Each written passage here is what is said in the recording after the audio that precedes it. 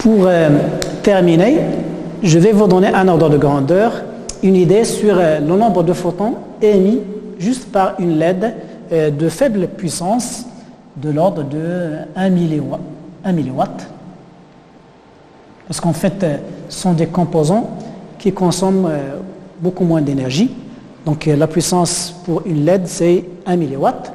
Donc ça veut dire que l'énergie, par exemple, pendant une minute, c'est 1 10 moins 3 multiplié par 60, c'est-à-dire 6 10 moins 2 joules.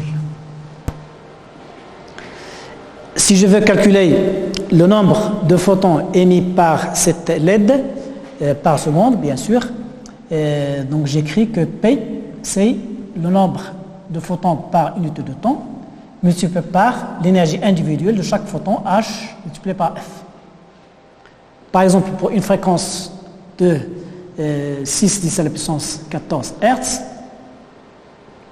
je peux calculer N sur T, c'est P divisé par HF, et donc ça fait 10 moins 3, c'est-à-dire 1 milliwatt, divisé par H, 6,62, 10 moins 34 joules secondes, multiplié par F, 6 10 à la puissance 14. Donc si on fait le calcul, on trouve que c'est de l'ordre de 10 à la puissance 17 photons par seconde. Donc c'est quand même énorme comme quantité de photons qui tombent sur une cible par unité de seconde.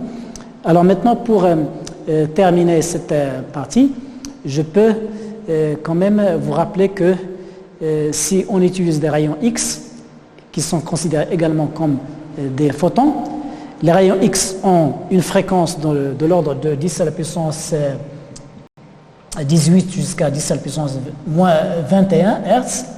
Donc leurs fréquences sont très élevées et donc les énergies apportées sont beaucoup plus élevées que les radiations de la lumière visible. Donc on devrait s'attendre à un choc plus violent entre un photon X et un électron. C'est ce choc-là qui donne ce qu'on appelle l'effet Compton. J'espère qu'on aura l'occasion de vous présenter l'expérience de l'effet Compton.